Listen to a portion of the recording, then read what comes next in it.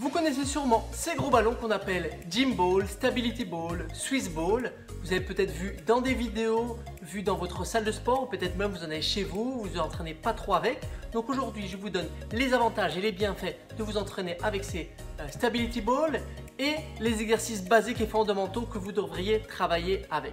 A tout de suite.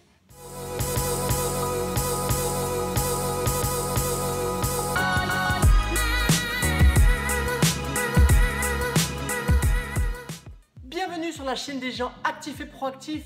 Moi c'est Benoît, votre coach et votre dealer de motivation. Et aujourd'hui, je vous parle du Swiss Ball. C'est un des premiers termes, maintenant il a beaucoup de noms, Stability Ball, Fitness Ball, Gym Ball. On appelait ça Swiss Ball parce que c'est une physio, une kinésithérapeute suisse qui avait mis ça en place. Et au début, c'était vraiment que les kinés qui l'utilisaient.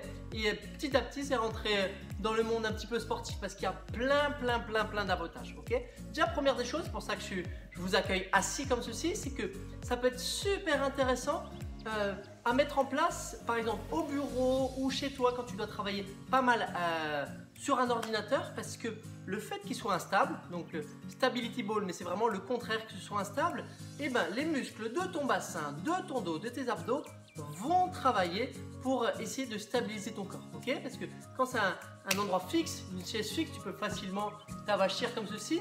Là, tu auras moins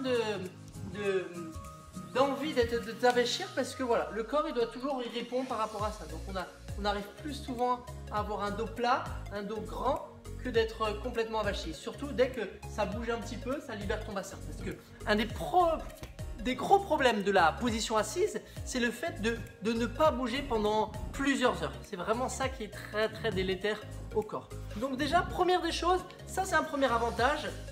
Super, on peut travailler dans cette position assise, ok? Donc faire bien attention qu'il soit assez bien gonflé. Pour moi, il est légèrement un peu dégonflé pour que les genoux ne soient pas au-dessus du bassin. Donc, première des choses.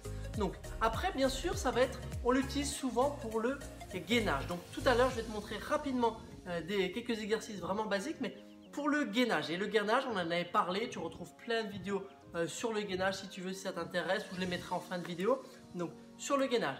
Donc quand on parle du gainage, ok, c'est de stabiliser ce tronc à l'avant, sur les côtés, à l'arrière. Donc on peut faire travailler plein d'exercices. Et ce qui est intéressant, comme c'est instable, il va souvent avoir les muscles agonistes, antagonistes, et les muscles opposés qui vont travailler. Et donc ça va être important parce qu'on va donc travailler notre gainage, on va travailler notre équilibre et notre proprioception. Donc c'est comment on se retrouve dans l'espace, ok?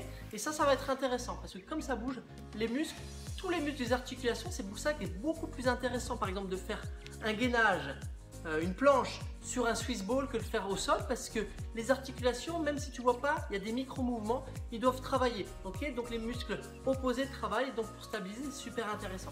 Et donc c'est pour ça que souvent, un des avantages quand tu retrouves les études qui ont été faites sur des Swiss Ball, c'est prévention des blessures, même pour les sportifs, parce qu'au début on dit bah Swiss Ball, gym Pilates, gym de mamie, mais non, c'est bien pour du gainage, mais après pour des sportifs, ça a été prouvé que ça augmente la force et la puissance. Pourquoi?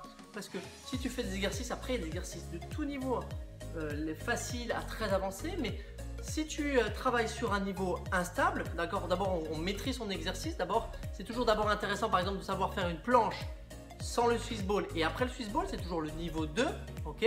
Pareil, il y a des gens même qui font des squats dessus, mais c'est pour augmenter cette instabilité. Et ben plus c'est instable, plus les articulations sont obligées de se stabiliser, plus il va y avoir des recrutements de fibres.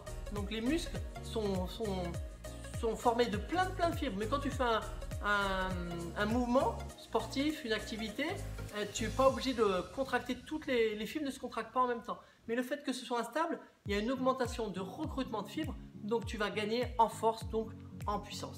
Donc tout ça, c'est vraiment très intéressant à travailler parce que maintenant, c'est peut-être un peu moins la mode parce que ça fait très longtemps, 20 ans, peut-être 30 ans qu'il y a des Stability Ball, des Swiss Ball dans la remise en forme, mais ça devient un petit peu quelque chose de classique, mais c'est vraiment important. Moi, je l'utilise vraiment encore beaucoup dans mes entraînements, c'est super intéressant.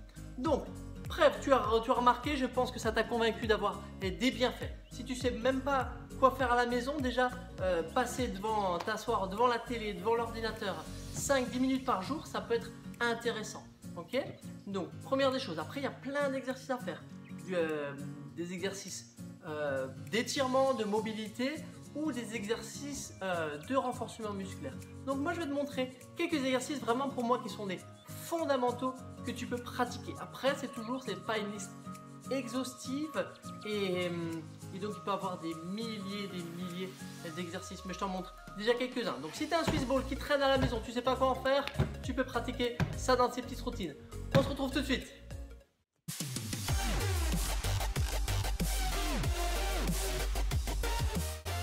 On commence avec l'exercice du Superman, super pour renforcer le dos et la posture en chaîne croisée.